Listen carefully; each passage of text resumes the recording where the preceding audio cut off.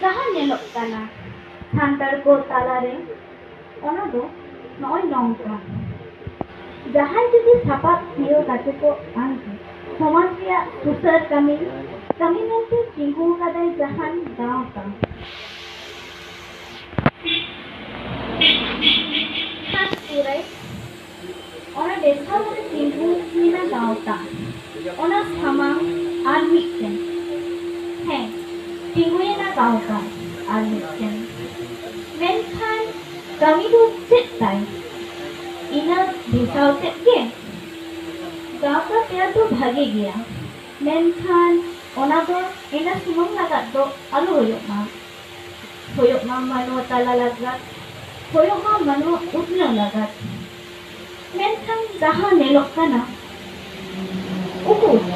ओनका दो बांफाट करो कना बरम नेलोक कना अपनार तालारे कइज खपरी हिसा हिसी इरारी और एपेर हेंडेक गे मनुआ लगा गाँव का निहात जरूर गया क्लब है जरूर काम गया पठुआ गाँव का है ओना हो मेनखान चेदा एनते हो उना गाँव का उना क्लब ताव है बेनाव करते हो उतना तो उकुर मिट रुटी मिट खुदरी हो बांग नेलोक कना चेदा समाज लागत राज अरी गाँव का हो निहात जरूरन कान गया गाँव है गाँव का हो लगती गया एकल मेनखान चेक नेलोक कना तीना नेता उना गोटेन दल तीना ओनोलिया उना गोटेन छावे गाँव आखो इदी कासे हो भागीते पंडित रघुनाथ मुर्मू ऑलचिकी उत्सव के दिसम तालारे सांतार को तालारे खाने हानते नाते गोटा पाका इले ओट पुटकाना लेका आखर अमन थुदयना बांगरे हो आरे गोटेन खान बाड़ती बांगला देवनागरी उड़िया असमिया रोमान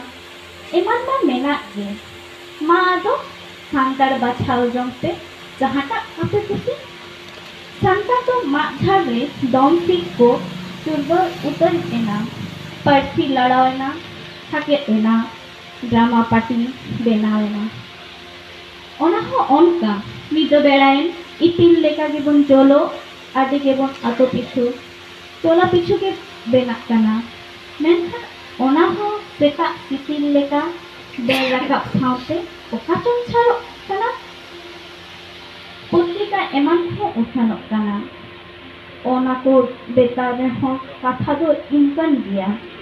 मेनखान नोआरिया दो हेंदे हर्तिक दो हाजु फोन बोलारे आटे यूरा कना हालांग उपियोते बाजी जंग लगती कना ओना को दो सांतार समाज रे बढ़ती कायते छुड़ियो पासनाओ लगती कना नौका साहे सावता